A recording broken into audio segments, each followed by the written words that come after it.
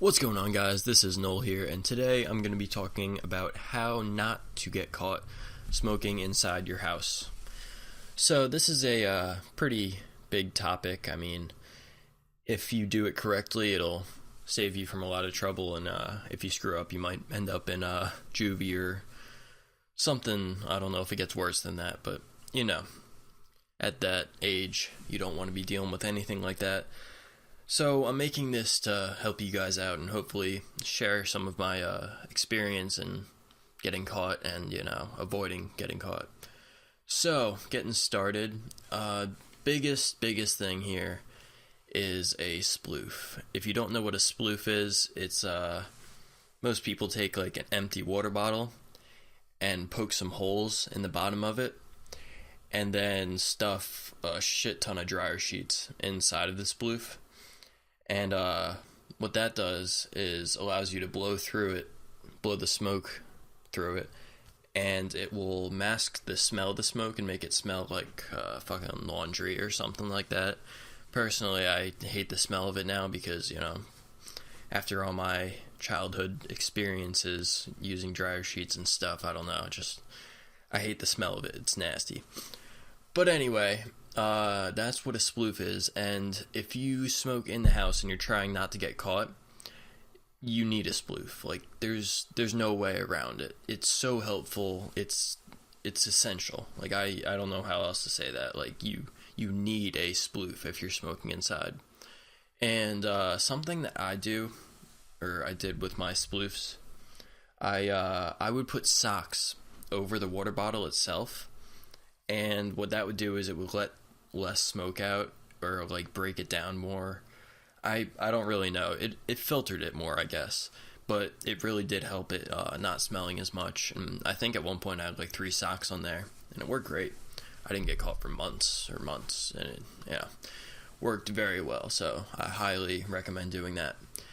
And also, you can also buy them online if you have those type of connections. You can buy sploofs online or at your local market, flea market, whatever it is. I don't know, wherever you pick up your smoke and shit.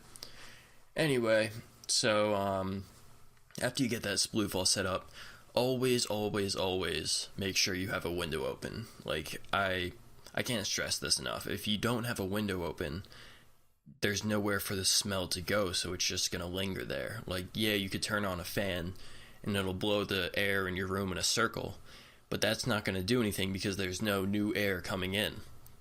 Like, you need new, it needs to be alright, I'm sorry, I don't know what I'm trying to say, but that new air needs to come into the room before the room can not, reek of fucking weed. Like, it's just common sense, So always have the window open. There's no way around that. Like, even if it's open a little bit, better than nothing. It'll take longer to air out, but, that's your problem. So, after the window, you have all the little extras. You can burn incense, you can burn candles. It really just all depends. If you've never burned incense in your life, and then you decide you're gonna smoke one day and then reek up your house with incense, and your parents come home and you're like, yo, the fuck are you doing burning incense and reeking up the house? It's probably more suspicious than just smoking and airing out the house. So you gotta see if it's worth it or not, or if it'll go over well, or I don't know how I'm trying to say this, but hopefully you understand what I'm saying. If it won't be suspicious, there we go. That's what I was looking for. And, candles are a little more normal. I've done that a few times, but, it's all about your personal situation. Next, Febreze, that's a great one. Can't really top that much. Spray it and then turn on a fan or something like that. Just smells like you sprayed some Axe or something.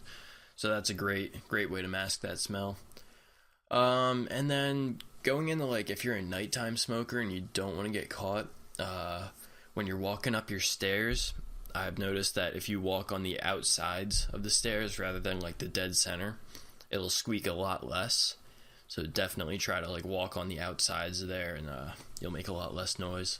And then if you're trying to avoid a door creaking, what you can do is take the handle, and then as you're opening it, like lift up the handle with a lot of force, And what that'll do is take a lot of stress off of the door hinges, and it'll stop them from creaking completely, or at least a little bit more than what it would have sounded like before. So that's very helpful.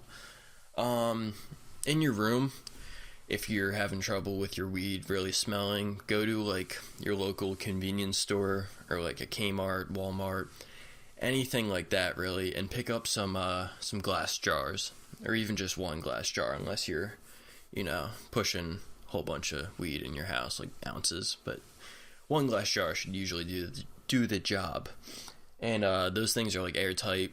They keep the smell in there very well. Throw that under your bed or something like that. Ceiling tiles work great too, and that'll definitely keep you from getting in trouble.